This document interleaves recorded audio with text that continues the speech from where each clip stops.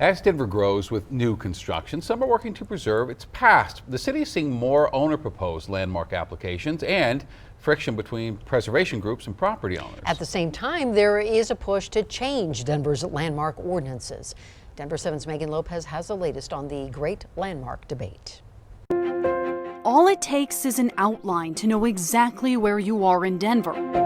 Historic, iconic structures that give this city its character. Preservation's been a big part of Denver's success. Denver hasn't always worked this hard to protect its history, though. Back in the 1950s and 60s, a demolition derby. A lot of this occurred around the time of urban renewal. The Tabor Opera House, for example. We have examples of that down near 16th Street Mall, where whole neighborhoods were wiped out. Since then, the city has put more rules in place to protect historic structures. There are now more than 300 individually landmarked properties and 65 historic districts. It's very successful to preserve our architectural treasures as well as our history. To become a landmark, the owner can file an application, or community planning can, or city council, but there's also another way. Just 3 random people who live in Denver could try to designate someone else's property. It's called owner-opposed landmark designations. Denver just one of 4 cities that allows this. They're rare, but they have happened. I am here in opposition to the landmark application for this building.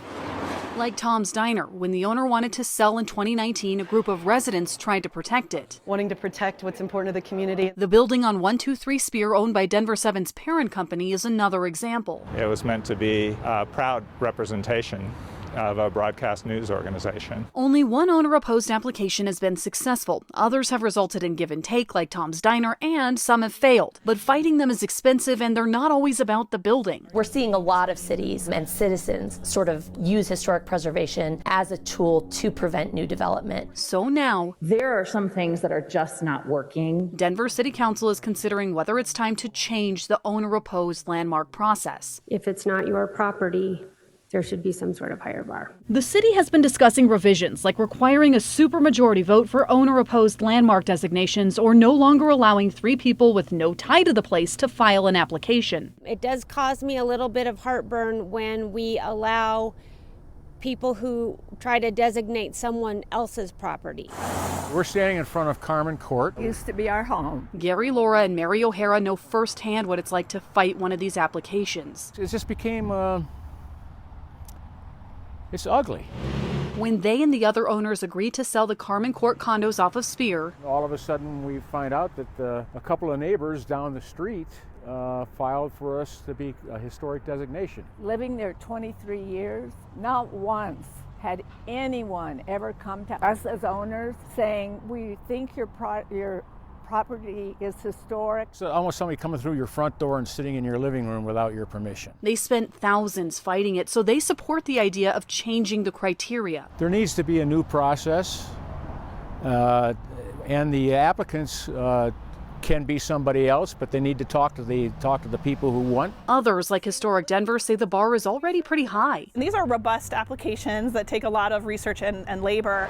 Historic Denver was part of the Tom's Diner debate. The landmark ordinance did change a couple years back to encourage more dialogue between parties, and Annie Levinsky says it's working. That dialogue has led to resolution, and the resolution is not always saving the building. She doesn't think it has to be either or. Developers have worked around the Holy Ghost Church at Broadway in California and the Uptown Tavern on 17th Avenue and Pearl Street. So I think that preservation and the growth of our city can go hand in hand, and that for us to be a vibrant and healthy city, that's important. But DU law professor Sarah Schindler says the trick is striking a balance in a city that's hurting for housing. How much do we preserve and what do we prioritize? We do want to retain what makes our cities special, but we have to find a way to do that and balance the really important need for housing. Some other ideas the council considered: let the owners have more of a say at the landmark hearing instead of the 3 minutes they currently get to speak. Let them make a full presentation and don't cut them off after 3 minutes. Many city council members seem to agree that some sort of change is needed. There's something definitely wrong there. They just didn't all agree on what that change should be. So for now, they'll continue to debate the idea. There are so many buildings, so many outlines that make Denver special. The challenge is to protect them. And now the question is, who should have the biggest voice in that process? Megan Lopez, Denver 7.